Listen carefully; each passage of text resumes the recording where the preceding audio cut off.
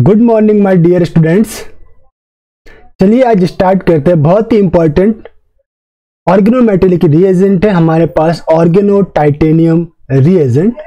Oregano titanium reagent का use regioselective reaction and chemoselective reaction दोनों के लिए किया जाता है।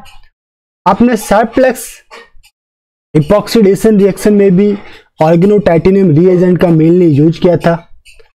हम यहाँ पे टैप्स रिएजेंट के अंदर भी ऑर्गेनो टाइटेनियम का मैंने यूज करवाया था आपको carbon carbon double bond formation के अंदर। ओके, आज भी हम देखने वाले कि organo titanium reagent act as a nucleophile की तरह भी काम करते, कीटोन या एल्डिहाइड या अदर कार्बोनिल ग्रुप को ये रिड्यूस्ड भी कर सकते। तो चलिए स्टार्ट करते आज का important topic organo titanium reagent. तो हमारे पास आज हम पढ़ने वाले ऑर्गेनो टाइटेनियम रिएजेंट के बारे में।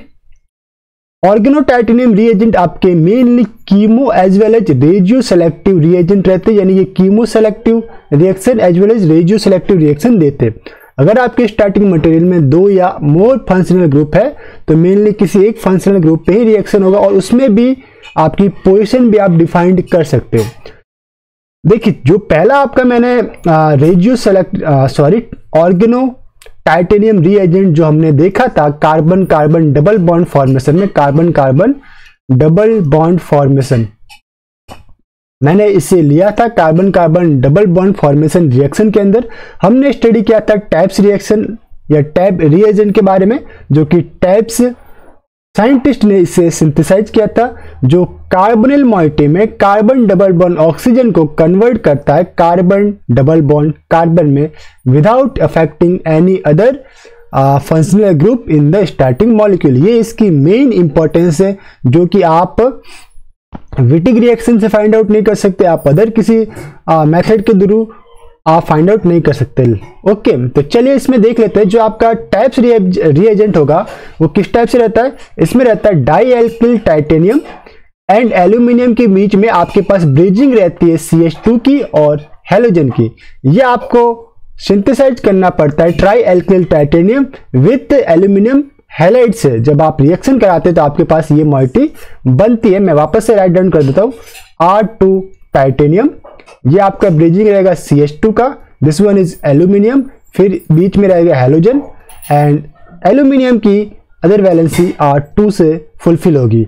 हेलोजन की जगह मेनली आप क्लोराइड यूज में लेते हो, ब्रोमाइड एंड आयोडाइड। आप फ्लोराइड को यहाँ पे यूज में नहीं लेते हैं, ठीक है। अगर मैं टैप्स रिएजेंट का जो स्ट्रक्चर पॉलीमरिक टाइप में रहता है तो ये इसका जस्ट स्ट्रक्चर है, फुलफिल्ड स्ट्रक्चर हमने यहाँ पे राइट डाउन किया है। आपके पास एल्किल ग्रुप के रूप में क्या रह सकते हैं, साइक्लोपेंटाडाइनल, जिसकी हेप्टासिटी आपके पास रहेगी नीटा 5। ओके, तो 2 नीटा 5 जो कि टाइटेनियम के साथ अटैच्ड है एंड 2 एल्किल ग्रुप जो कि CH3 रहता है। ओके, ये आपके पास है taps reagent. This one is taps reagent का स्ट्रक्चर था। अब टैप रिएजेंट का मेनली फंक्शन क्या था, तो देखिए एप्लीकेशन ऑफ टैप्स रिएजेंट में रहता है ये, इसमें देख लेते हैं। ये क्या करता है आपका टैप्स रिएजेंट कन्वर्ट कार्बोनिल का जो भी कार्बन डबल बॉन्ड ऑक्सीजन है उससे ये कार्बन डबल बॉन्ड कार्बन यानी कि एल्कीन के अंदर कन्वर्ट करता है। बहुत ही स्पेसिफिक रिएक्शन है without affecting any other functional group, without affecting other functional group. Like example के रूप में, लाइक आपके पास कीटोन है, आपने टैप्स रिएजेंट यूज में लिया तो आपके पास मिल जाएगा this oxygen displaced by CH2 group, this one CH2। इसी टाइप से अगर आपके पास एस्टर है तो यहाँ पे double bonded oxygen converted in CH2। यहाँ पे अगर एमाइड है तो भी आपका CH2 मिल जाएगा, अगर आपके पास एल्डिहाइड है तो भी CH2 मिल जाएगा। इस टाइप से ये रिएक्टिविटी रहती है। आप विटिक रिएक्शन से ये सब फाइंड आउट नहीं कर सकते। विटिक रिएक्शन में स्पेसिफिकली आपके पास कीटोन या एल्डिहाइड होना चाहिए, वहां पे एस्टर या एमाइड में भी स्लो रिएक्शन देते। चलिए, इसमें जैसे रिएक्टिविटी ऑफ कार्बोनिल मॉइटी आपके पास दे रखी है। रिएक्टिविटी क्या है, like aldehyde is more reactive compared to ketone, ketone is more reactive to ester, ester is more reactive to amide और amide is more reactive to acid. Okay, अगर मैं suppose कीजिए आपके फंक्शनल ग्रुप स्टार्टिंग मॉलिक्यूल में 2 carbonyl group है, like aldehyde and ester दोनों present है, और अगर आप टैप रिएजेंट यूज में ले रहे हो तो अगर आपने 1 इक्विवेलेंट यूज में लिया है तो डेफिनेटली आपके एल्डिहाइड वाला carbon double bond oxygen convert होगा कार्बन डबल बॉन्ड कार्बन में, एस्टर आपका अनअफेक्टेड रहेगा। लेकिन अगर आपने 2 इक्विवेलेंट ऑफ टैब रिएजेंट लिया तब आपका aldehyde as well as ester दोनों के carbon double bond oxygen convert होंगे कार्बन डबल बॉन्ड कार्बन के अंदर। इट मींस आप अगर स्टोइकियोमेट्री मेंटेन करते हो उस हिसाब से आप प्रोडक्ट बना सकते हैं।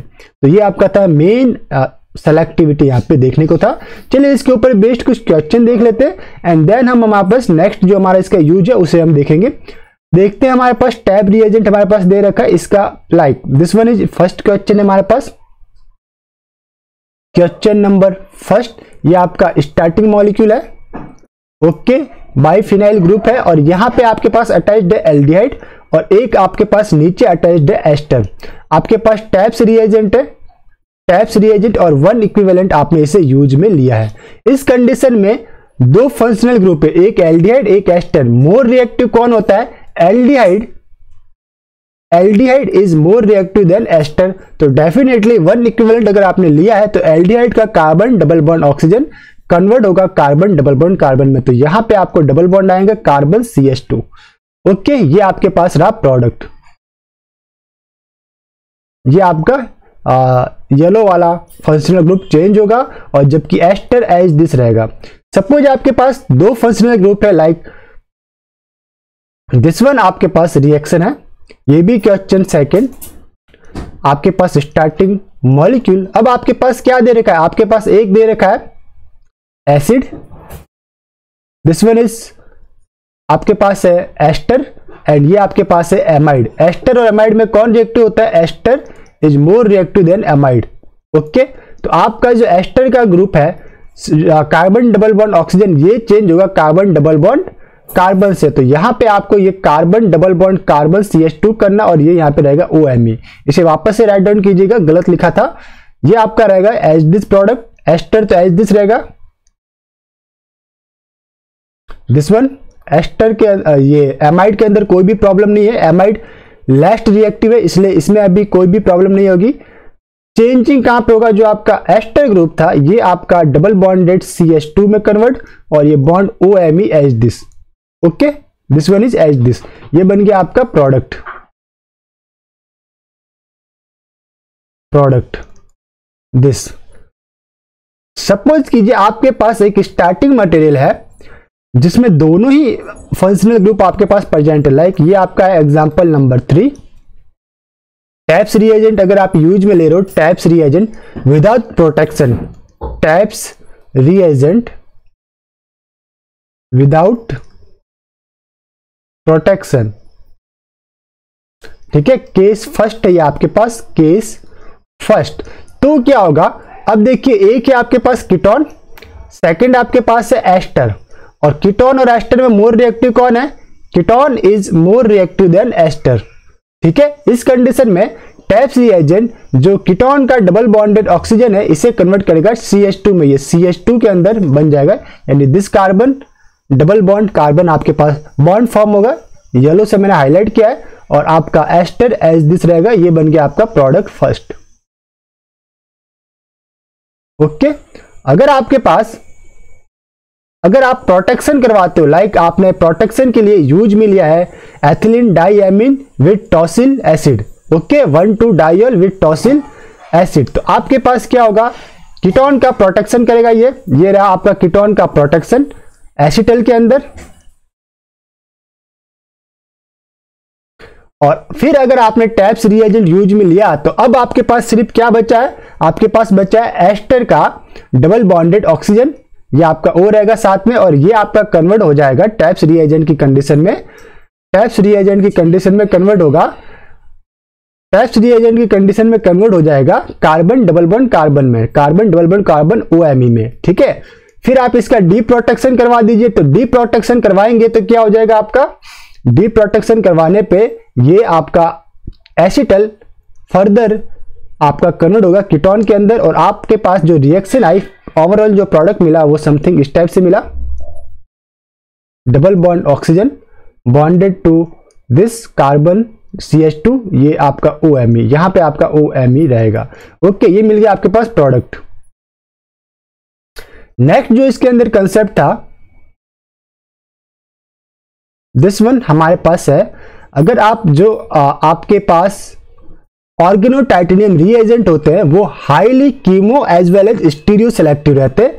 Highly chemo as well as regio selective titanium reagent कैसे बनाते हैं? जनरेटेड इन सितु, यानी रिएक्शन के अंदर इसे हम सिंथेसाइज कर लेते हैं बाय एडिंग टाइटेनियम एल्कोक्साइड और amide to alkyl lithium and alkyl magnesium halide. तो देखिए, ये आपने स्टार्ट किया एल्किल लिथियम से, यानी मिथाइल लिथियम से, इसकी रिएक्शन आपने कराई क्लोरो टाइटेनियम अल्कोक्साइड से, this one is chloro titanium alkoxide से, in the presence of diethyl ether and temperature is -58 degree Celsius. तो क्या होगा आपका, यहां पे ऑर्गेनोलिथियम से आपके पास न्यूक्लियोफाइल क्या मिलेगा? CH3 negative. ये आपका टाइटेनियम पे अटैक, क्लोराइड आपका गेट बाहर, ये क्लोराइड आपका लिथियम के साथ अटैच होगा और लिथियम क्लोराइड का आपको मिलेगा PPT, और आपको एक्टिव रिएजेंट मिलेगा ऑर्गेनो टाइटेनियम रिएजेंट, जो कि आपका regio as well as chemoselective reagent है। सपोज अगर हम इसकी रिएक्शन करवाते हैं कीटोन से इस रिएजेंट की, यानी कि ऑर्गेनो टाइटेनियम रिएजेंट की रिएक्शन करवाते हैं, तो यहां से आपको न्यूक्लियोफाइल क्या मिलेगा? आपको न्यूक्लियोफाइल मिलेगा CH3 नेगेटिव।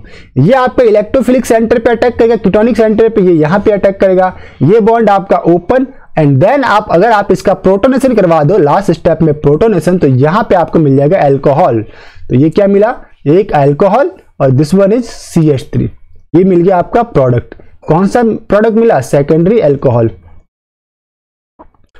अब ये डिपेंड करता है कि आपके पास दिस R और R प्राइम की अगर मोर क्राउडेड है, उस कंडीशन में भी आपका टाइटेनियम से ऑर्गेनिक पार्ट यहां पे अटैक कर पाता है।